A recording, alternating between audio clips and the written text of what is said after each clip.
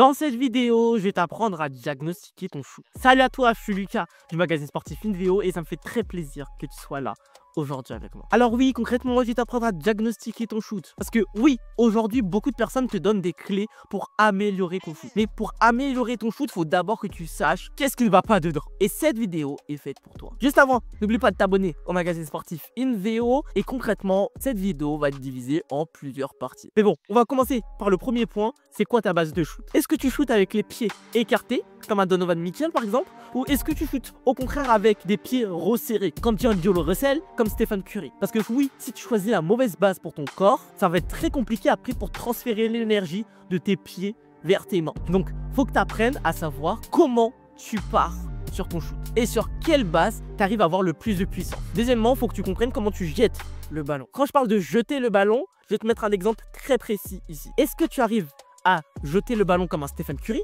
ça veut dire en première intention, ou est-ce que tu es plus quelqu'un qui shoot en deux temps comme un LeBron James? Alors, la façon de jeter le ballon, ça diffère déjà de ton poids, de ta taille et de tes caractéristiques. Si par exemple, tu es un joueur qui est grand, qui est lourd et qui est costaud, tu vas plus ressembler par exemple à un Karl-Anthony Towns. Un Karl-Anthony Towns qui a un shoot en deux temps. Mais si au contraire, tu es un peu plus petit, t'es un peu plus frêle, et au contraire toi, tes caractéristiques, c'est l'explosivité, c'est la vitesse, un shoot comme Stephen Curry pourrait très bien t'aller. Un shoot en un seul temps, quelque chose qui est fluide. Il n'y a pas un mauvais shoot et un bon shoot. Il y a deux shoots qui sont différents. Et quand tu as trouvé lequel des shoots te plaît le mieux ou te correspond le mieux, tu vas te muscler en fonction de ce shoot-là. En parlant de muscles, en parlant de coordination, on va parler du troisième point qui est tout aussi important. Comment tu transfères cette énergie-là. Parce que là, on a parlé de tout ce qui est en bas. Maintenant, il va falloir parler du haut du corps. Comment tu alignes tes épaules, tes coudes et ton bras lors du shoot? Est-ce que tu es quelqu'un qui a le shoot un peu plus rentré ou au contraire, est-ce que tu es quelqu'un comme Kyrie Irving qui shoot avec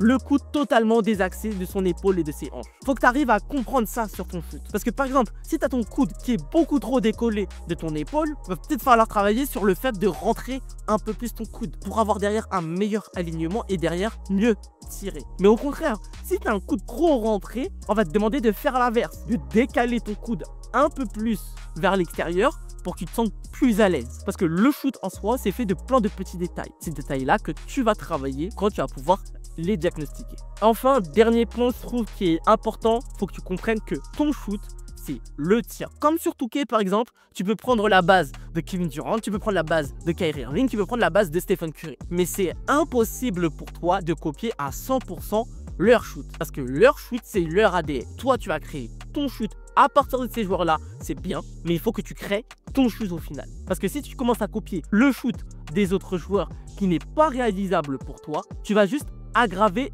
tes problèmes que tu as dès le départ. Donc oui, tu peux t'inspirer des shoots qu'il y a en NBA, des shoots qu'il y a en Pro ou en Euroleague, mais il faut que tu arrives à comprendre qu'au final, c'est ton propre shoot. Donc c'est normal qu'il ne soit pas 100% académique. Il y a des choses que tu peux transgresser et des choses que tu ne peux pas transgresser. Donc ça veut dire que tu n'as pas spécialement besoin d'être en face du panier pour bien shooter. De toute façon, vous avez des exemples comme Stephen Curry, comme d'autres qui shootent avec les pieds totalement désaxés du panier et qui ont des pourcentages incroyables. Donc bon, juste pour te rappeler que ton shoot, c'est le tien et que tu peux copier les autres, mais il faut pas que ça empiète sur ton propre shoot. Et toi alors, en vrai, c'est quoi tes problèmes que tu as par rapport à ton shoot? Donne-moi ton avis en commentaire, n'hésite pas à t'abonner au magazine sportif InVeo et je te dis à très vite dans une nouvelle vidéo.